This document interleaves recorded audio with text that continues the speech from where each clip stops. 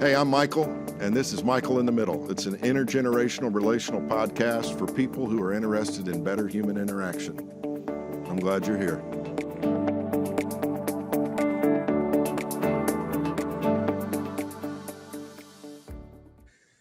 Hey there. Michael in the Middle is back with episode 42, and I am so glad that you joined me for this one. I am very excited about the guests I have lined up that will be joining me over these next few weeks for in-person interviews. I'm really excited about what I'm going to be able to bring to you over the next couple of months in particular, and we're still working on the schedule beyond that. But I can't thank you enough for being a part of this journey with me on Michael in the Middle.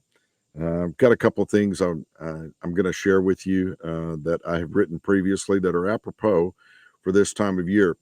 It is August the 24th as I record this, and I am reminded of a record that Neil Diamond put out. I could probably look it up if I took the time. I think it was in the 1970s. It was called Hot August Night. And boy, do we have one of those here. I mean, who am I to tell you? You know about record heat that a lot of states and cities have been experiencing. But it's actually a very lovely night here outside on the deck with my friends from the insect world who are accompanying me with their melodious sounds. You know, not everybody loves the sound of those insects, but to me, it just says it's summer. And, you know, pretty soon those folks will be gone, and those bugs will be gone. And we'll be wishing for warmer weather one of these days.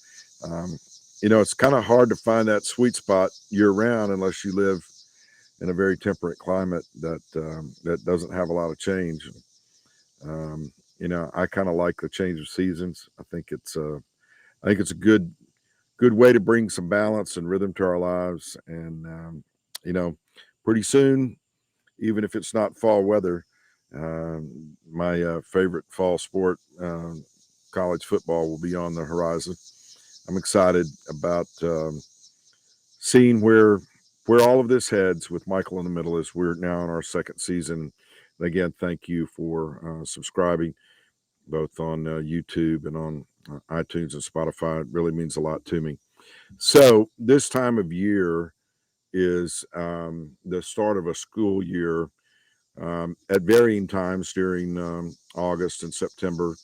For me, having worked at Trevecca Nazarene University in Nashville now for over 33 years, this is actually my 34th fall semester to watch unfold. Students are arriving now, moving into their dorms. Pretty much everybody should be moved back in by the weekend. And we'll start classes next week here in Nashville on Tuesday, August the 29th. I'm excited about seeing that school year unfold. Several of the school districts here in Middle Tennessee have already, of course, gone into session, and then depending on where you are in the U.S. or around the world, you know, your school year may be well underway already, or it might be, you know, ready to begin after Labor Day, perhaps. Sarah and I had the opportunity to do some travel recently around the country, and really around the eastern half of the country, you might say. Saw a lot of great scenes, and I'll probably be talking about that at some point, put together a little photographic essay of some sort to see what I saw. And there are a lot of issues that I could be talking about right now, but what I want to do this evening is take a moment to pay tribute to some of my favorite teachers with pieces of writing that I've done in years past. My wife, Sarah, is just an amazing person. She taught for over 30 years in public schools and retired from teaching full time in December of 2018. And so even though in the intervening years, she ended up having to oversee primary care of her parents, her elderly parents. Now that they passed, as each of them either neared or passed their 100th birthday, um, she's a little freer to get back out on the road with me and travel some. And so we talk about different things. We're doing our best to kind of keep up and help people who are still working full time. Of course, I am at Trevecca, but in her retirement years, she really feels a calling to try to help as many of her teacher friends as she can. And so every now and then I'll see a text message or hear her talking on the phone and, hey, do you need help with your classroom? Do you need help with some supplies? She's done that with international students who are arriving at Trevecca this past week. She started going around and collecting things for their dorm rooms and that sort of thing. She's really just as good a person as I know. Um, married to me makes her, a saint. I guess I could call her Mother Sarah, but I digress for the moment.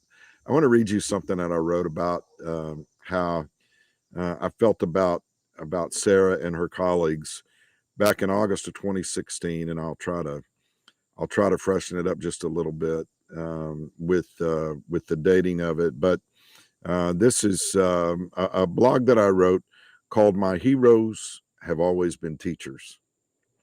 Waylon Jennings first recorded "My Heroes Have Always Been Cowboys" in 1976. And then Willie Nelson actually made it even more popular in 1980. I always liked the song, but I'm not sure that I could ever call myself a cowboy. Come to think of it, I've had maybe 2 pairs of boots in my lifetime. And I did ride horses some in my younger days, but that's about as close as I've come to being a cowboy, much less a hero. I do, however, know that I've had more than a few heroes of my own. This morning, and this is back in August of 2016 now, this morning I followed one of my heroes to their place of work. I've dropped in on her work many times over the last 3 decades. This hero is a teacher. This hero is also my wife.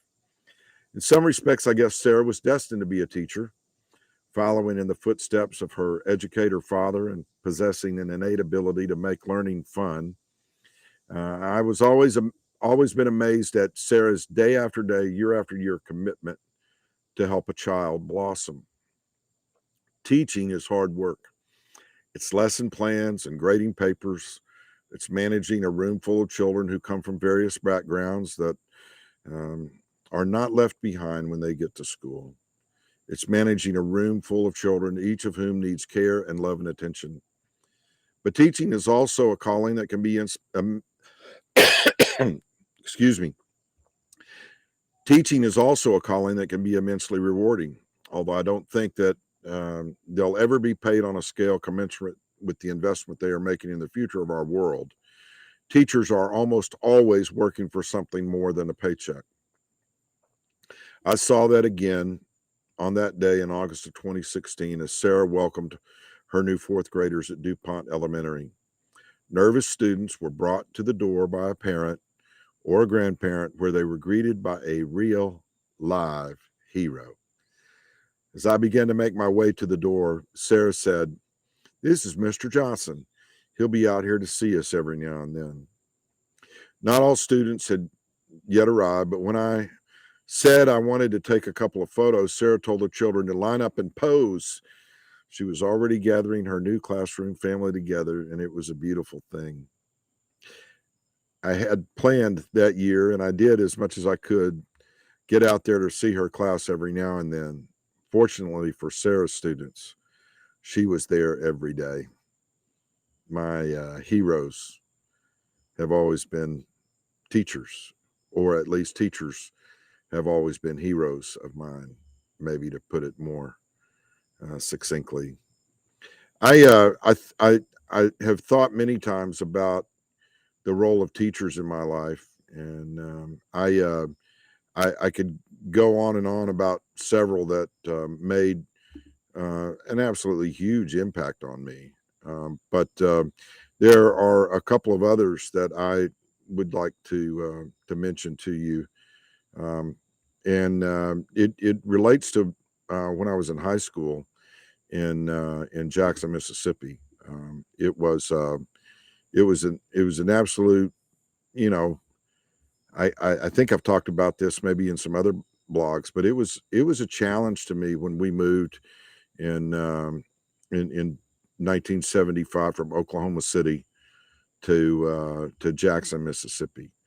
It was a good thing in the final analysis. There were a lot of things that really made a difference for me, but there was a sense in which the unknown was just almost overwhelming when I think about it. But there are times when the things that we sort of have a lot of fears about, the fear of the unknown, how is this going to impact me? What's going to happen here to my life? What are some of the things that I'm going to have to deal with that I may not actually feel ready for? I don't know if you've ever had one of those times in your life where there was a move, there was a change, there was something about it that just really um, maybe even surprised you and changed everything for you. Um, I think that's what happened with me in in in in 1975 when I moved to Mississippi. I've talked about this before, but the process of becoming who I am today, I can look back on several different times in my life where there were key decisions that were made. Some of those decisions were decisions that I made for myself. Most recently, starting into the doctoral program that I did in 2018, that was a big deal for me, and there was a lot of introspection that went into that. I think one of the things that really surprised me is that as I looked back on some of the things that I had decided to do, I realized how many of my decisions were influenced by decisions that were made by my parents and others that ended up impacting me in a very interesting way. So, in June of 2018, I was given an assignment to do some introspection as a part of devotional thoughts that were shared by our professors. And the assignment was usually in the form of a question. And so I'm going to read you what I wrote in response to this question. Think about times in your life when you have felt that God has chosen you, perhaps with others, to witness a change. What was the change, and did you embrace the change? So here's how I answered that question. My mind went quickly back to the late summer of 1976, a year after we had moved from Oklahoma City to Jackson, Mississippi, when, as a junior in high school in Jackson, Mississippi, I made a life-altering decision for which I am eternally grateful.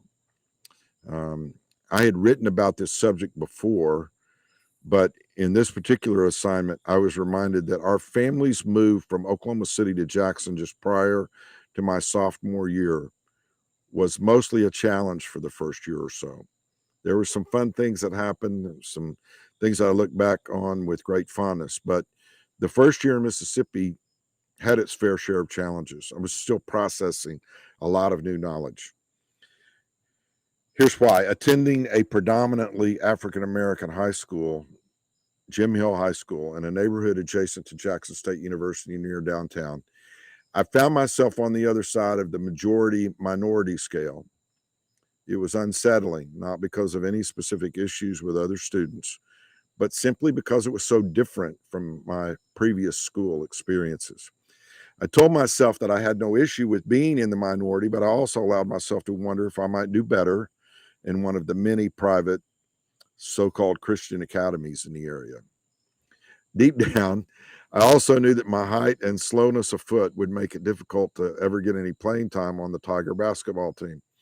Turns out I was right, as we had 3 guys in my class plus 2 more underclassmen signed Division I scholarships, and 2 of those guys actually ended up with excellent careers in the NBA. So at the start of my junior year, I enrolled at one of those private schools and promptly started working out with the guys who planned on trying out for basketball later in the semester. I lasted 2 days. I had to go see if I could go back to Jim Hill. I made some calls. 2 key mentors, among many other significant teachers at Jim Hill, welcomed me back. The first was Jerry Gibson, a history teacher, and at that time, the recently named head coach of the baseball team, who knew that I had a much better shot at third base than I did at point guard.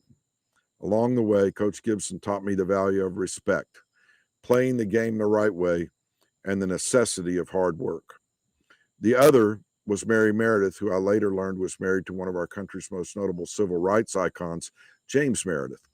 Mr. Meredith, the first black student at Ole Miss, was a famous man, but it was his wife who made the bigger impact on my life. Mrs. Meredith was an English teacher and sponsor of the Echo, the school newspaper. She made me the editor of the sports section. I ended up doing pretty well with it, even won a few awards in the Mississippi Scholastic Press Association. My cleverly titled In the Spotlight column highlighted many of our athletes' exploits on the courts and on the fields, but I also found a way to work on building school spirit and encouraging a positive outlook on life. There's so much more that could be said, but I was looking back at the lyrics as I wrote this of Michael Jackson's Man in the Mirror. You may know the song. The chorus basically says, I'm starting with the man in the mirror. I'm asking him to change his ways. And no message could have been any clearer. If you want to make the world a better place, take a look at yourself and then make a change. I'm so glad that, in a sense, I took a look in the mirror at what I was potentially becoming. And so coming home from that second and last day at the private school as a 16-and-a-half-year-old junior, I looked myself in the mirror and said, is this who you want to be, or is there something better for you to chase after? That was the question that I asked myself. And it was as if God was saying, if you want to make the world a better place, take a look at yourself and then make a change. I did. So I did make a change, and it made a world of change in me. So many other great teachers there. Mary McCartney, Niederhode. I still keep in touch with her via social media. Several of my teachers sadly have passed away in the ensuing 45 years since we graduated from high school. I stay in touch with several of my classmates. That change brought about and aided by some great teachers and influences in my life really did make a huge difference back then and continues to do so today because of whatever good I have done in the world. It's because of the grace of God. It's because of the influence of my parents and my family and a great host of friends. But I am paying tribute once again today to great teachers like my wife and Jerry Gibson and Mary Meredith. And the list could go on. There's no doubt about that. So many other teachers I could talk about this evening. But those teenage years when so many other decisions out into the future are sort of being set up and to a certain extent determined by the decisions I was making in that moment. I just have to say thank you to God and to those teachers who poured into my life and thousands, okay, millions of others. Teachers matter. We need to take better care of our teachers so that they can take better care of our kids, so that we can all take better care of our world. If you've listened before, I know you know what's coming. This is Michael in the Middle. I'm glad you're here. Now get out there in the middle of doing something good for somebody else, because we will make the world a better place, one good change at a time.